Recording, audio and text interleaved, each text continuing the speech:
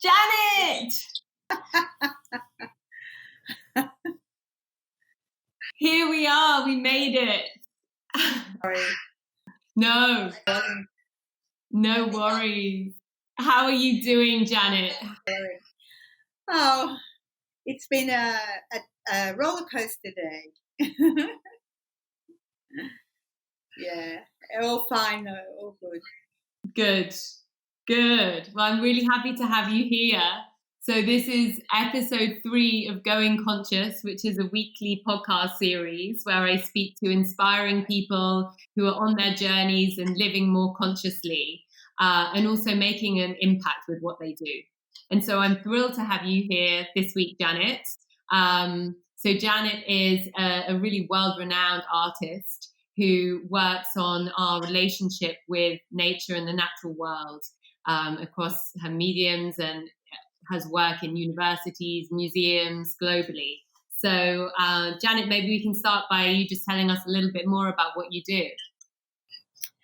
Well, Nick, it's wonderful to be here, finally.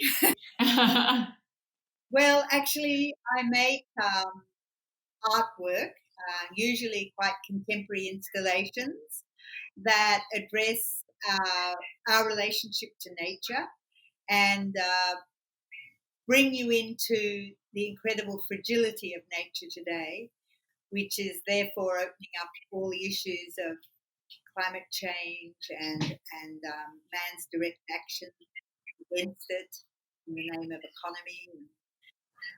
I do such a range of projects, though, that they go from institutional institutional museum sort of shows to gallery shows to site-specific works, and things in architecture or in landscape, and and also work on collaborative sort of projects as well, with teams of scientists and things like that.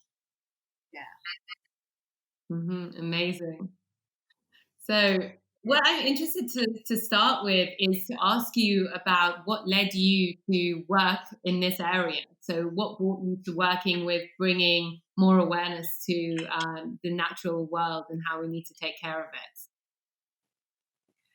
Well, in my art, I was always interested in looking at nature as a source of inspiration to make art about.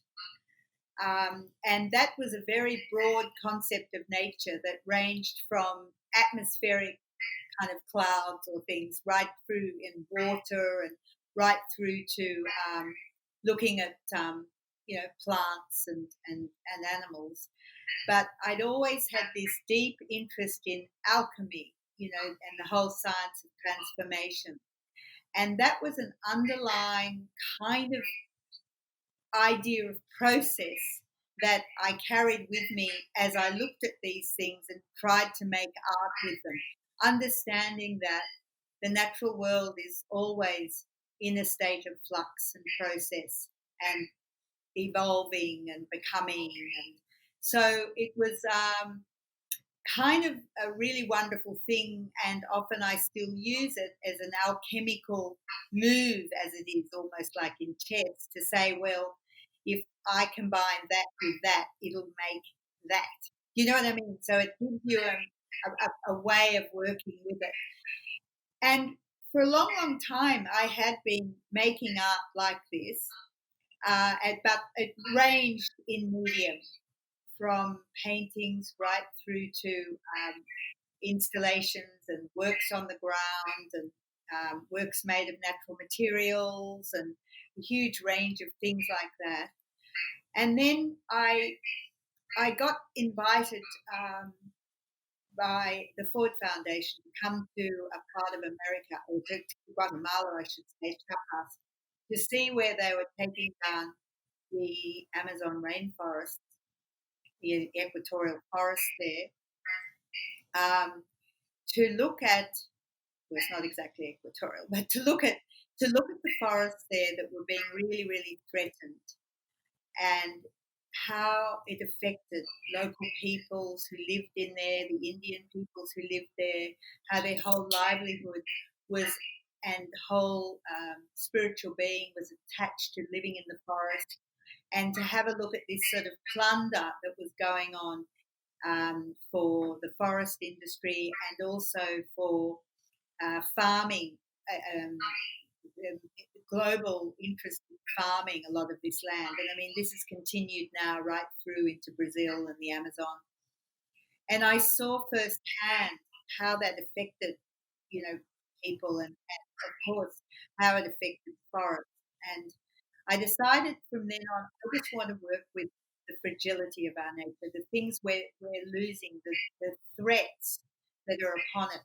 And so actually I started making a lot of trips to very threatened forests and other sort of places. I started being invited by organisations like Fauna and Flora International or conservation groups, and to go and look at the situation and be able to understand it with the knowledge of scientists, and to be able to, absorb all of that and then bring it back into making artworks that try to bring you into awareness of what's happening, but not in a didactic way, but awareness of the incredible fragility of it, and to try and empathize with this terrible plight that is occurring to these, well, particularly Indigenous peoples, plants and animals in these places, and to try and bring you much more into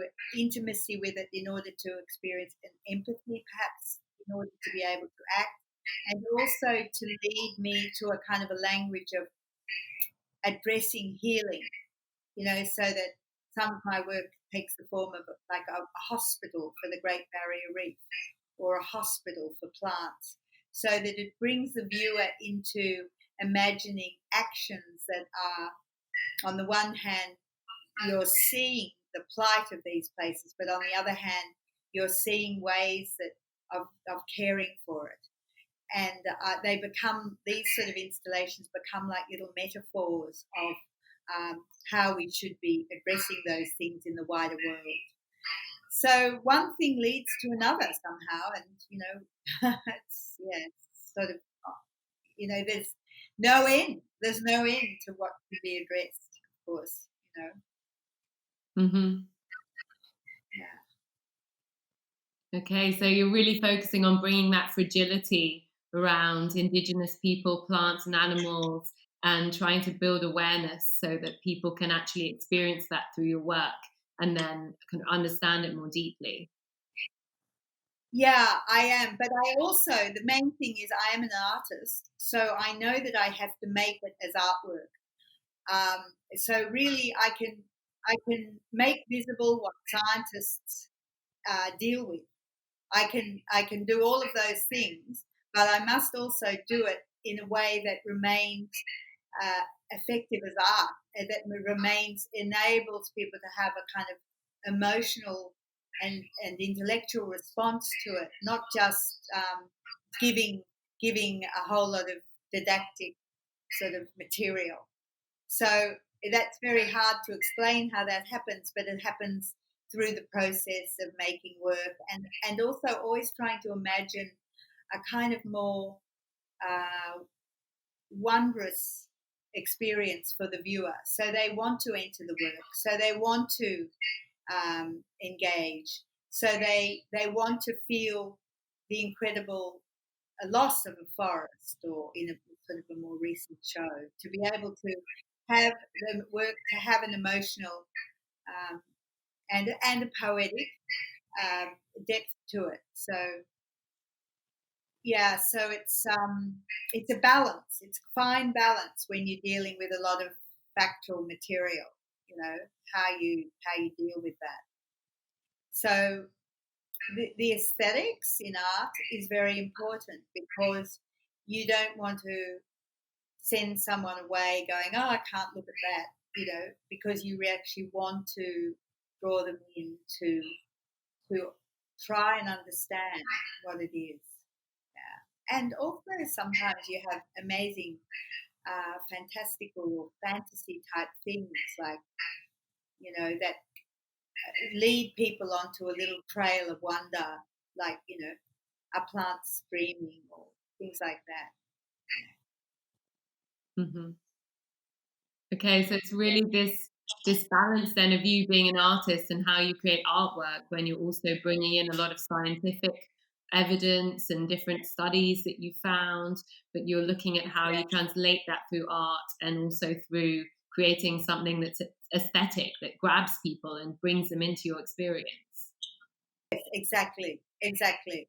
Yeah, and I think that's what art can do. Art becomes like a bridge, a communicating bridge to a broader um, public, or broader range of people. And then, but you need to understand what is happening to have that content to deal with. Yeah. Okay, so you see yourself and the art as the bridge then between everything that's happening in the scientific realm and then what you're bringing to people. Yeah, well, it's everything that's happening in the scientific. It's actually what is happening in the What's happening in the world. Mm. world, which is and also with it a lot of the scientific material, and the scientists, of course, are observing all of that, and so it's combining all of that, and it's also combining my own observation too. You know, Hmm. so all of that combined with my imaginings of you know what what's going on. So some things um, play on that, and I think that's a poetic license of the arts to do that, to not keep it just as a too too totally realistic, if if that's a term to use. Yeah. Mm. Okay, so you've got all of the things that are actually really happening. You've got the scientific evidence, but then you've also got your imaginings and your poetic license and as an artist. And how do you balance those things together then to create the message that you want to share with people? I think that's really what comes with understanding what can work when you take a distance from what you're doing and you can see what works.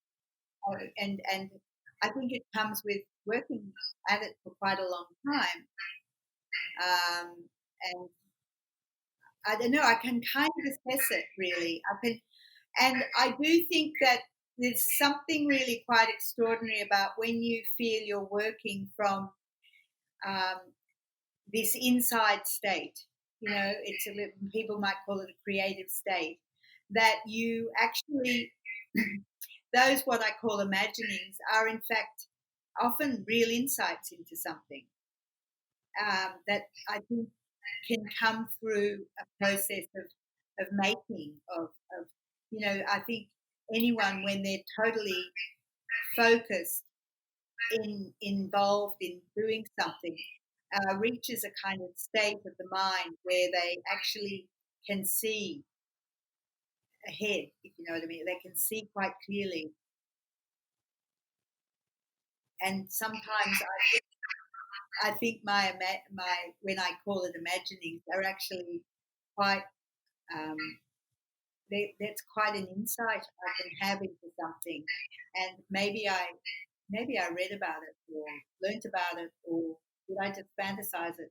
But then often I go back and I look into maybe you know research it or something, go back and think, I wonder if that's true. I'll go back. And then you find that actually there's some research going on about it. And so often that's quite an extraordinary thing. But, you don't always know how you do pick up a lot of information. If I'm always reading so much about a lot of the books about um, states of nature, so to speak, climate change, all those things.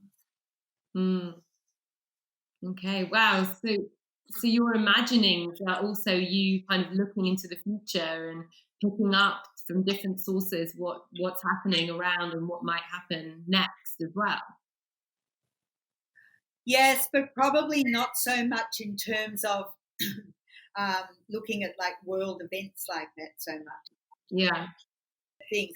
I think when you understand things, you understand ecologies and how they work, and then you enter into that ecology and you begin to see its system and its pattern, and therefore you can imagine what continues from that.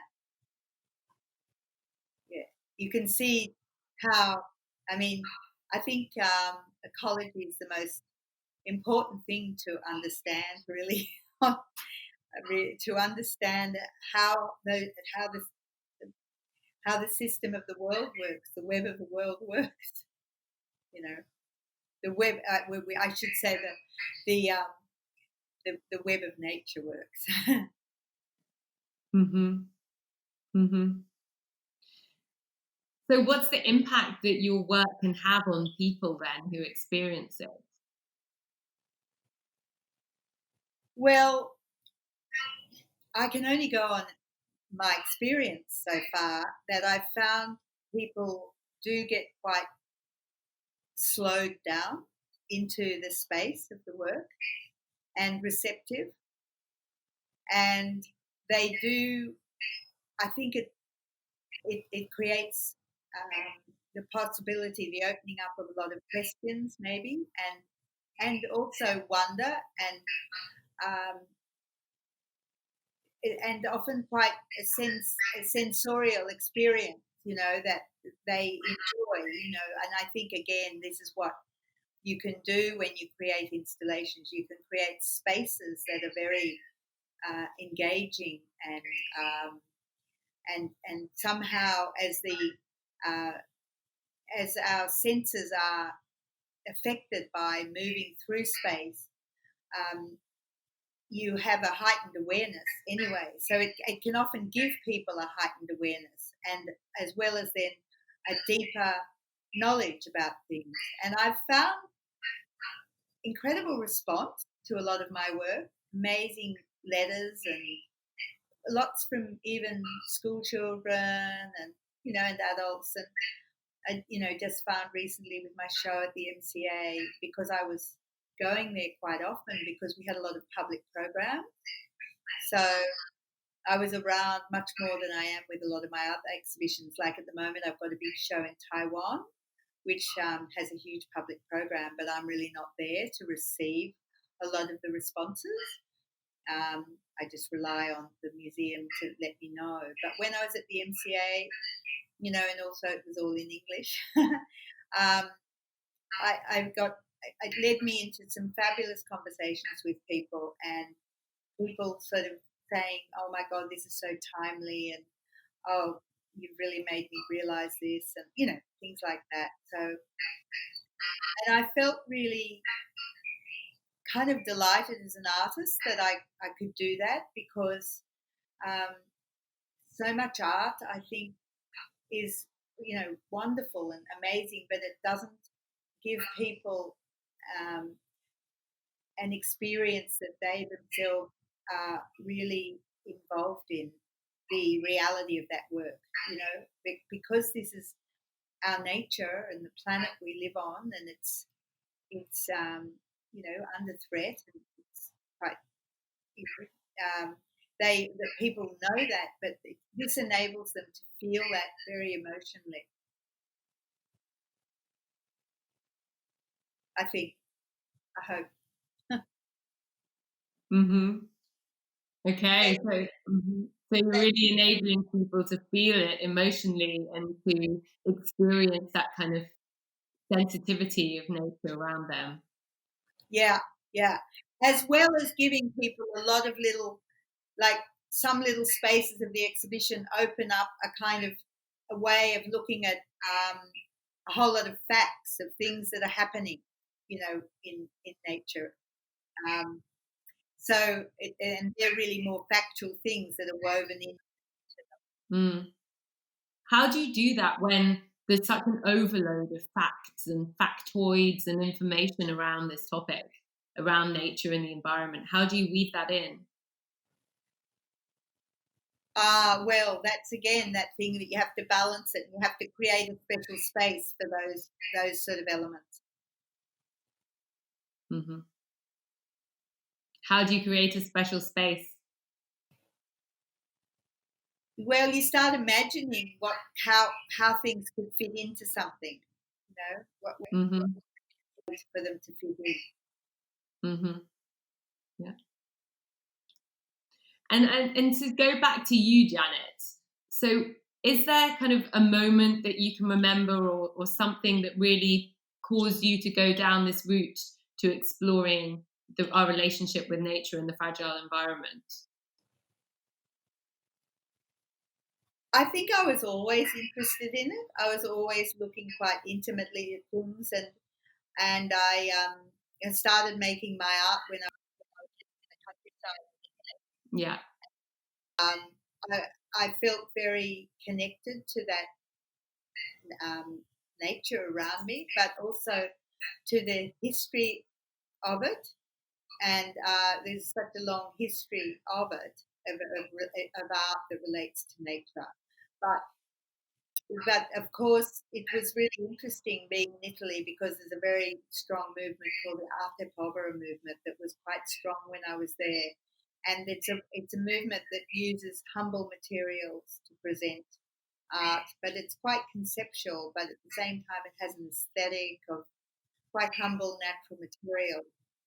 And in a way, I started working with those sort of materials, and I continue to this day to often use um, the recycled plant material, or I use plant plants in the work, but recycled into more painterly or sculptural little um, object, as it were. But I never put something up as an iconic object on its own. My things are always a gathering of different things that you begin to read as a relationship between them, which again, it builds up like a little ecosystem within the work. And I think that interest in nature had just always been with me as a child when I used to explore the landscape with my horse. My horse used to take me on all sorts of adventures, and I used to imagine, how's my horse seeing this? And I do love to do that, to move. I'm really interested in the sentience of other species. I'm really, really interested in an interspecies kind of justice, in fact. I think we should be really thinking this way, and I think our hierarchy of the human has caused all our problems. um, not looking after our ecosystems has been such a disaster. I think one of the reasons we have the virus at the moment. And I feel like I was always kind of very interested in having that connection with other species, but also wondering what is their experience of something. And even a plant, when you talk to the plants and think, and what have you been doing all day? Then they can tell you that I had a bird visit, I had a few bees, I had this, I had that. And you suddenly realize they're really busy. They're really working towards making the world. And I just think that when you realize that everything around us they're doing their bit. And I really love that, as I said before, that whole web of existence. And I love finding our interconnection into it. For me, each work is an exploration. I just take on works. I only take on works that are going to enable that, because I have to be delighting in it and enjoying it too. Otherwise.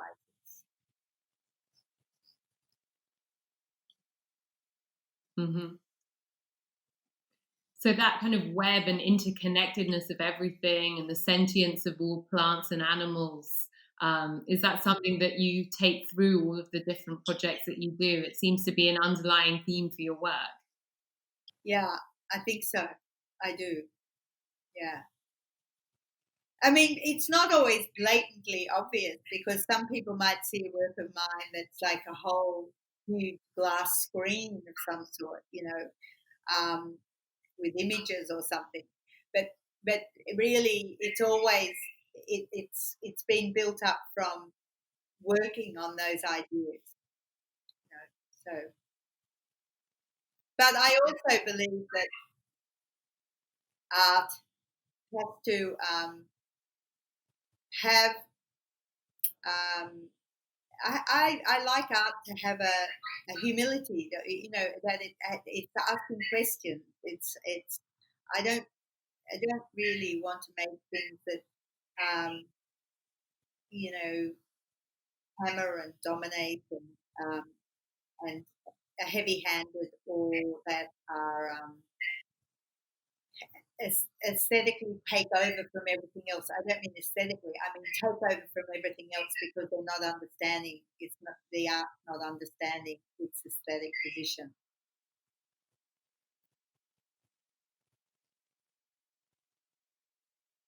How do you make that come to life then in your work? I know. Yeah. I don't know. You just feel it. I think you have to go very much on how you feel, how a situation um, brings you into it in a way that you're from the ground up. Not looking at it from the top down, but it enables you to be very much part of it. Hard to explain, you know. Yeah, yeah, okay. Being part of it very much from the ground, like the plant. Yeah, yeah, amazing. And so, is there anything that you hope for the future? Maybe something that you hope your work might help to impact or to change? Oh well, I think we're I think we're going into a sort of times we don't know how it'll be. And I would love to feel that art can have a voice in how our world should be. I think in some places art has much more relevance and much more into the society than probably here in Australia. We have rather, it's not as art. The role of artists isn't as respected as in some places, and I think I love to feel that it can have a place in really speaking about all the issues, and especially for myself, I would really like to be able to continue to speak about the care of our natural world, and we're at a critical point now where we really need to be thinking about that. I think especially after those bushfires we've had, and now we think that now we've got this beautiful clean air, and how can we maintain that, and how can we, and we know it's always at the, economy versus environment, and it shouldn't be that.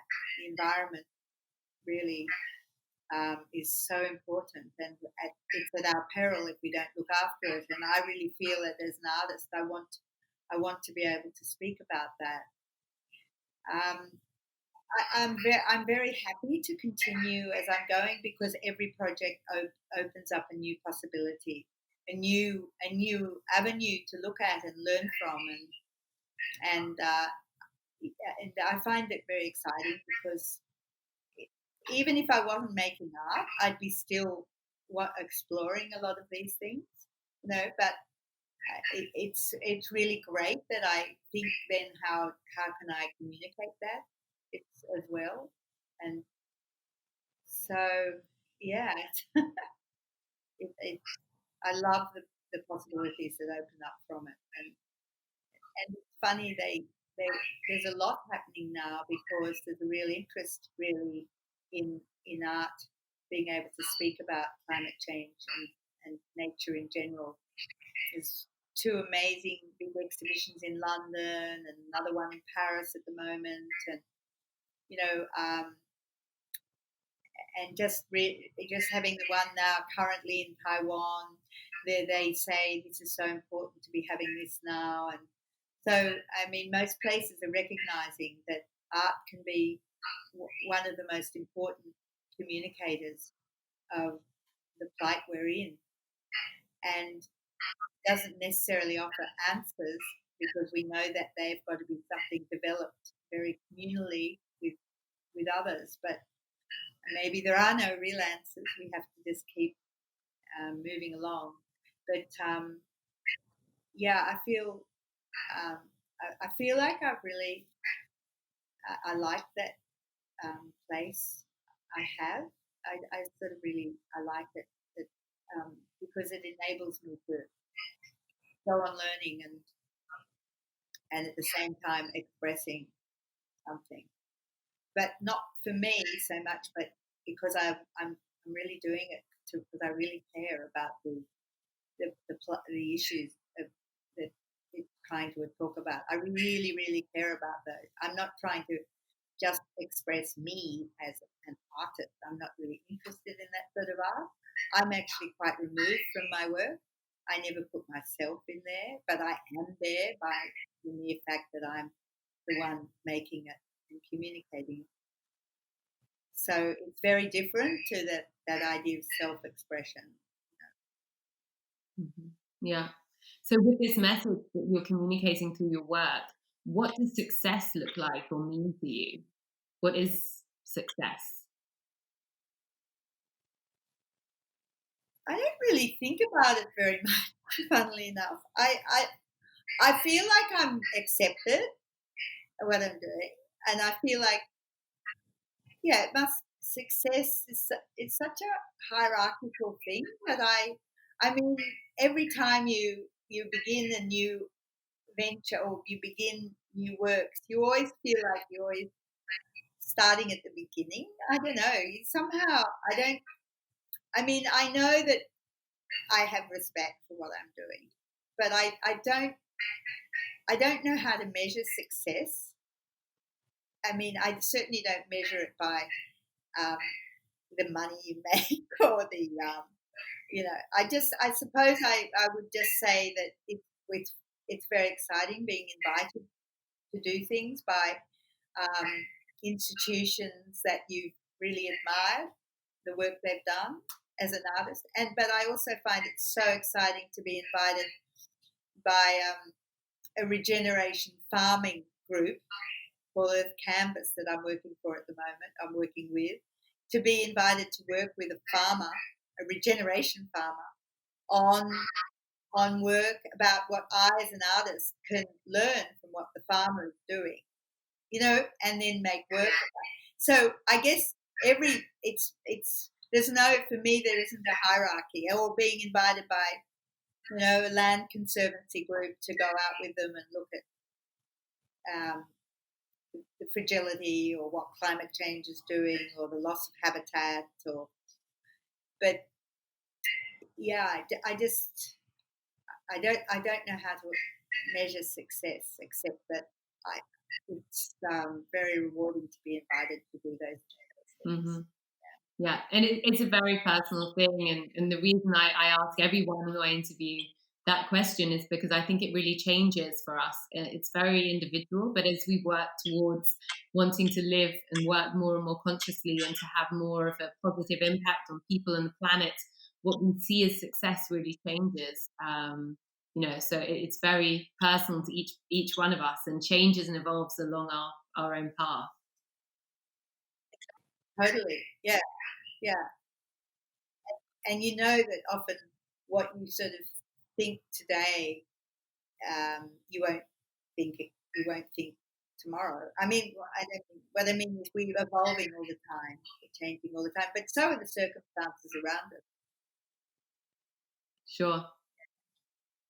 Yeah. So I'm wondering, is there anyone who is really inspiring you at the moment? So, well, there's certain writers and filmmakers and that I really love, and artists, and I do. It depends what I'm involved in doing. I like suddenly can be totally inspired and spend a long time being inspired by certain poets. I do read a lot of poetry and books. This amazing, amazing writers I just love, who I find all their writing really exciting and inspiring. I mean, books, and they're usually about, you know, this, so-called nature books. And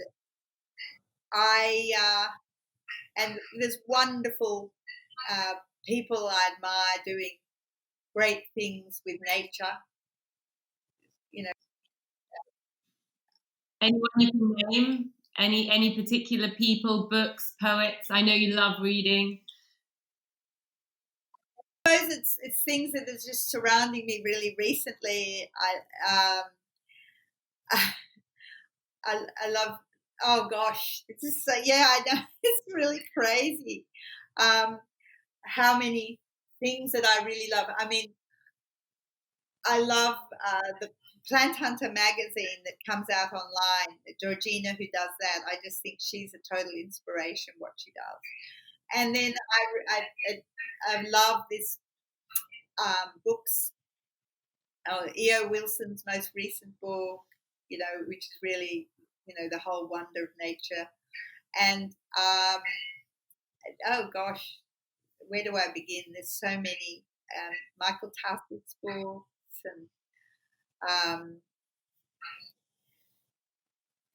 um, of course, I named my exhibition the at the MCA After Nature, from Siebold, the writer Siebold, who I love, and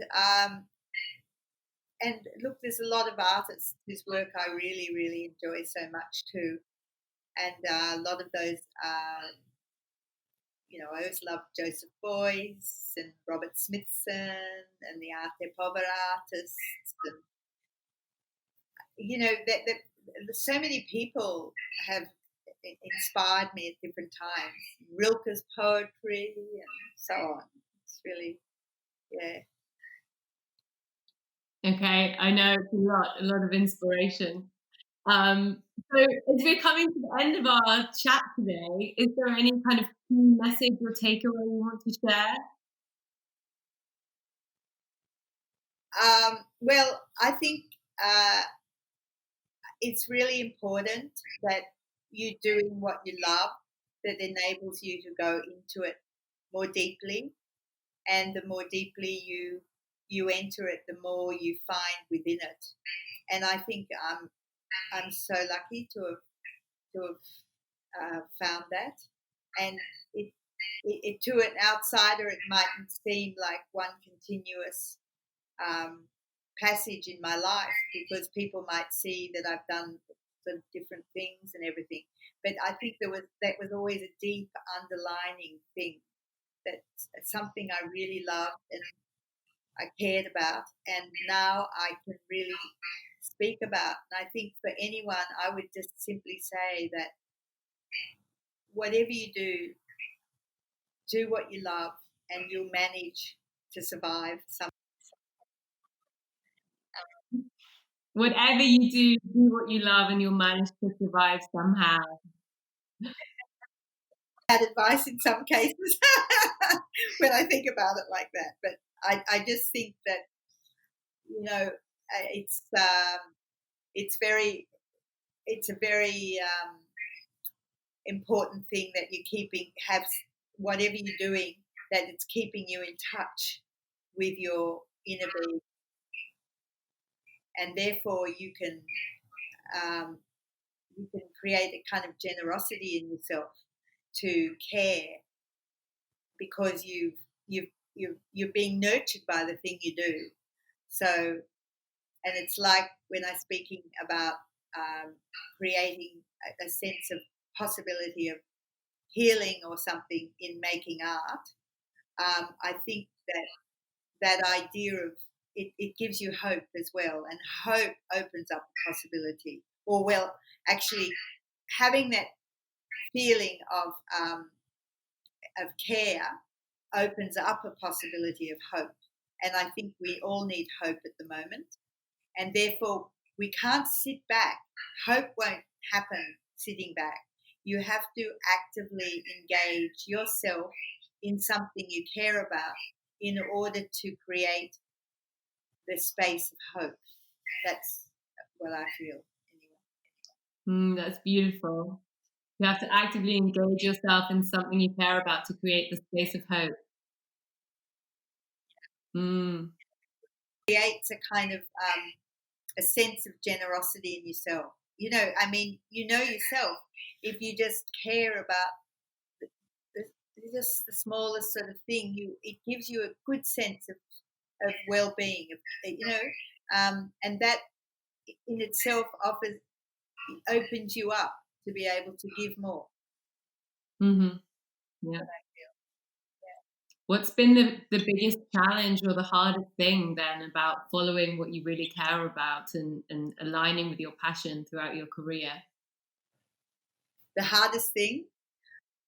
We've just lost you off the camera, Janet. There you are. It's all right. Oh, the hardest thing. Yeah, there have been many hard times trying to be an artist, a woman artist in Australia in the 80s. That was hard to be accepted as an artist that wanted to work with nature. They were hard things, but I just did it. I kept going, but you know, they were active. Yeah, it's been hard, and I mean, you know, quite honestly, too, survival's often been hard too. But you manage, you do things. I've done many different things to survive. I mean, you know, I've been able to pay my way in and you know, doing other things that I enjoy too, like cooking and stuff like that. But I think, yeah, people would say, "Oh my God, it's so hard for you," but I actually never really experienced it actually tough and hard. I just knew that I had to work hard to make things happen, and to be able to do what I wanted to do. But yeah. Okay. Well, thank you, Janet. We've got a lovely comment here that's saying this has been a really inspiring and relevant session.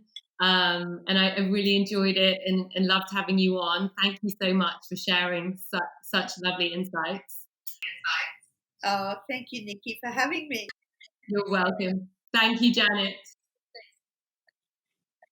So this has been Going Conscious, and take care, everybody. Thank you.